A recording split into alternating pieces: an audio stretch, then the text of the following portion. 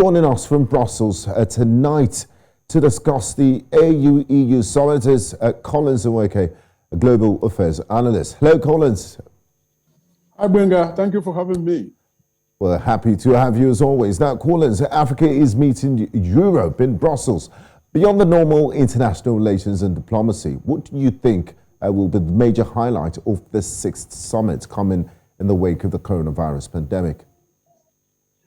Well, this is meant to be a rather robust summit. If you consider that the last summit that took place in Abidjan, Ivory Coast, had only 4 thematic sections. And this current one is actually, having in total 7 thematic sessions and very, very crucial ones. Ultimately, the aim is to launch an ambitious Africa-Europe investment package. That is what has been set out as the ultimate aim of the summit, what they intend to achieve.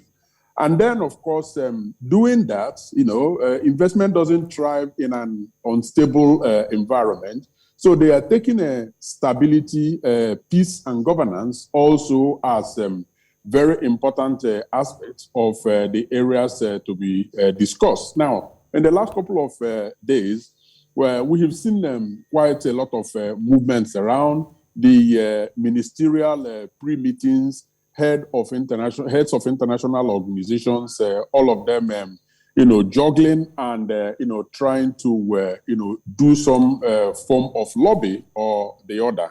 The event itself got started, today. It started today, and the thematic sessions will follow. And one can expect, indeed, that being the first after the the COVID-19 is still on, but they couldn't have any summit because of the COVID-19, which was a surprise and actually annoyed some in some quarters because.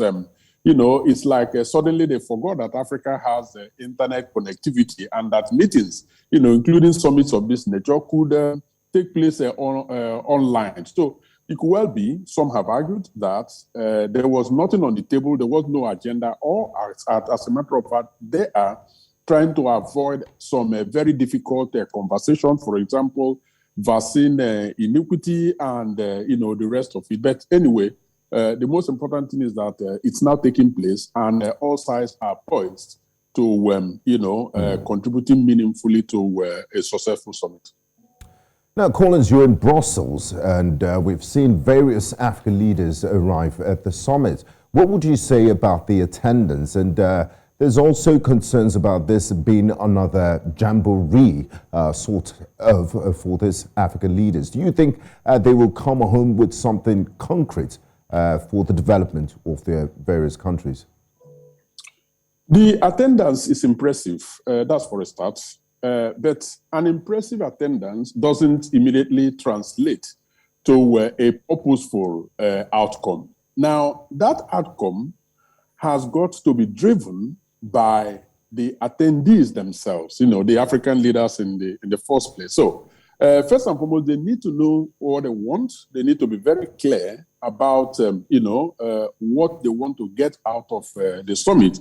It is not for Europe to do it for them. And you should make no mistake about this, Gbenga. Europe has their own interests and their own worries to, look out for.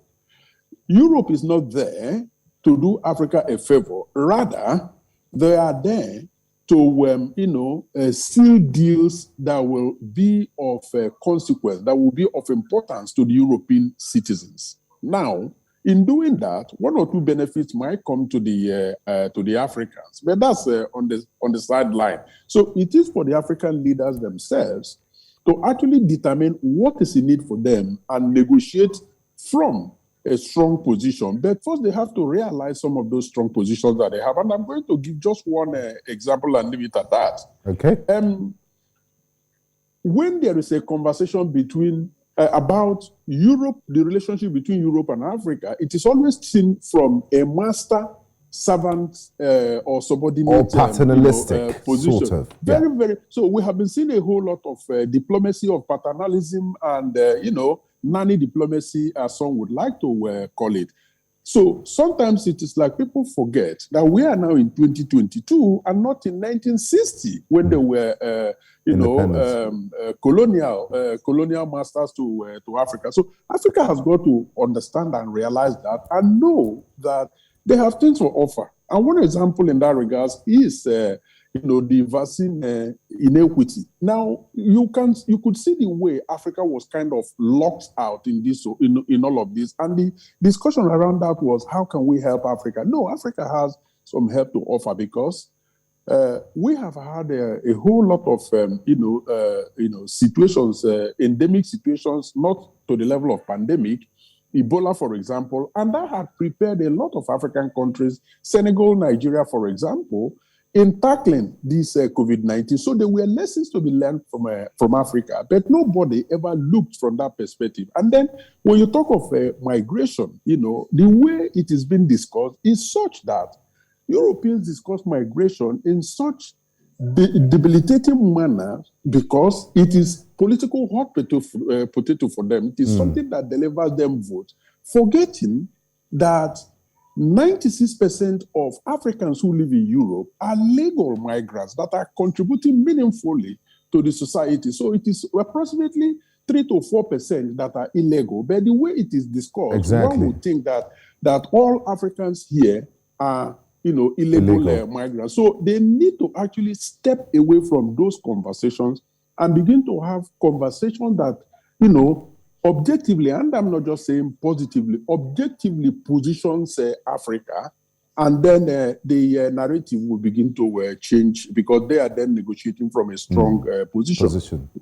Now, Collins, before I let you go, and I'm happy you did mention that EU does have its own interest in the $170 billion earmarked. A lot of analysts have said, it's a type of counterbalance to China's Belt and Road Initiative. So do you think Europe is doing all of this as an opportunity to reduce the influence of China and Russia in Africa, or they're just being altruistic? Well, it is part of it, but certainly not the major reason they are doing this. I mean, this is for them an investment. And one of the things that African leaders would definitely have to take with them in this meeting is that they need to make it very clear that we are now in an era where trade has to be de-emphasized. I'm not saying stopping it, stopping aid completely. Aid has to be de-emphasized and business investment emphasized and put straight on the agenda. So 170 billion earmarked is not to do Africa a favor. No, it is to invest so that returns on the investment will go to Europe. It is now up to African leaders to take advantage of that and determine which part of that return on the investment will flow into Africa. Take, for example, the issue of youth employment, where factories are actually set up, manufacturing is set up in Africa so that the manufacturing base is strengthened rather than, supporting a sort of investment that, Europeans actually send their expatriates to do the jobs halfway and then send the rest of them back to Europe for manufacturing, enhancing job creation and supporting the, economy. So they've got to be a counterbalance of all of this for it to have, to make meaning for Africa. Thank you very much, Collins Nweke. As always, it's been an absolute pleasure talking to you. Thank you, Gbenga. Thank you for having me.